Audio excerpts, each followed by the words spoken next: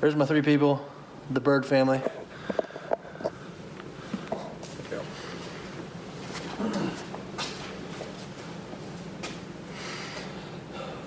So there I am. It's 2 p.m. and it's 1,000,000 degrees outside. I'm sitting down on a curb waiting on a parade to start, and my children are losing it. One of them is screaming their heads off. They're crying. The other one is trying to walk away without anyone else around them. And the third one is trying to take a nap, but it's too loud, it's too hot, and there are too many people around. My wife is upset, I'm upset, and I'm wondering why they call this place the happiest place on earth. It makes no sense, because when you don't plan Disney right, it becomes the worst place on earth. And I think it's a little bit of a lie that Disney says is the happiest place on earth, because it definitely doesn't come prepackaged that way when you have kids. When you don't have kids, it's awesome. When you have kids, it can be terrible. And so my wife and I have learned this lesson the hard way, and I want to give you a few tips on how to make Disney the happiest place on earth, and it can be. The first thing you want to do is you want to pick the best time for your family to go. What is your family schedule? What does the yearly schedule look like? For me and my family, it doesn't mean going in the summertime. The summertime is typically very, very crowded, and with my work schedule, it doesn't work. And so we typically go in February, or we go after Labor Day. Those park attendance is typically down, and we can ride many, many more rides, and that works with my schedule at work really, really well. I'd also say to think about your work schedule. Do you have a big project coming up? Do you have a big deadline that you're trying to meet? I would not go to Disney before that time, because Disney is not a relaxing vacation. You're going, you're hot, and by the time you get done with the day, you're not relaxed. Oftentimes you're re-energized because it's fun, it's happy, it's entertaining, but you're not relaxed. And so going before a big project, I would not recommend, because you're not going to be geared up, ready to go for that project. I would go after the project, and then that's a way to celebrate and to kind of have some fun after a stressful time at work.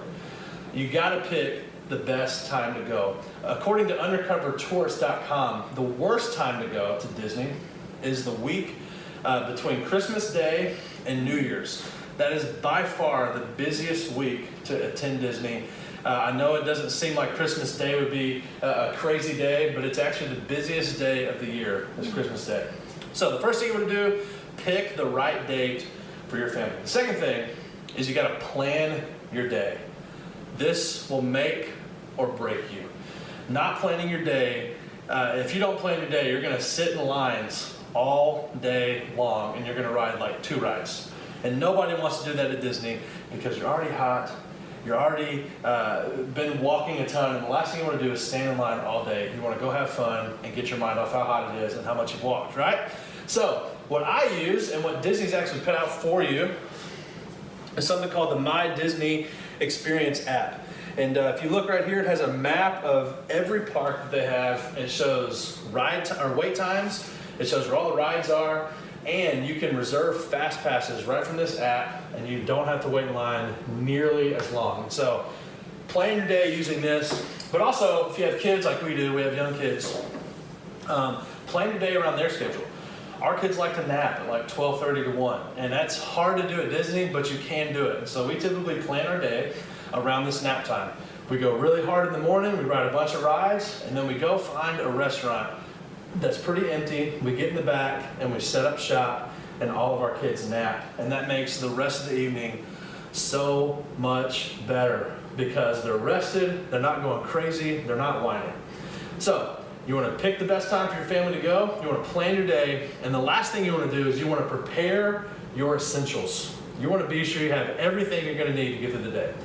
My family, I'm a ginger, my 2 daughters are gingers, and my wife and my son are fair-skinned. And so we have to have sunscreen every time we go to Disney, or I'm going to get sunburned, the kids are going to get sunburned, and that's miserable while you're at Disney, because you can't escape the heat. So we bring sunburn. Another thing that Disney lets you do is they let you bring in food to the park.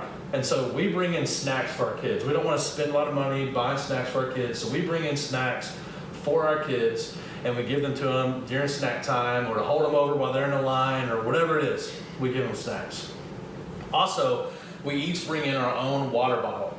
And preferably we like the vacuum sealed bottles that keep ice in them all day so that we don't have to keep refilling ice. But we bring it, we refill our bottle with water, and then we have these flavor adders that we squeeze into the bottle. We create our own drinks, and that saves us a ton of money at Disney.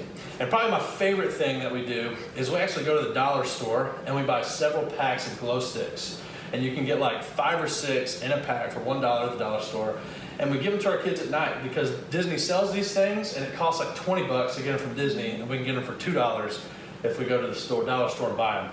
And that saves us a ton of money. It prepares our kids. It keeps them entertained at nighttime before the fireworks. So those are the 3 things you do. You need to pick a time for your family to go. You need to prepare or plan your day and prepare the essentials. And I promise you, if you do those 3 things, Disney can turn into the happiest place on earth. But if you don't plan that way, it can easily be the worst place on earth.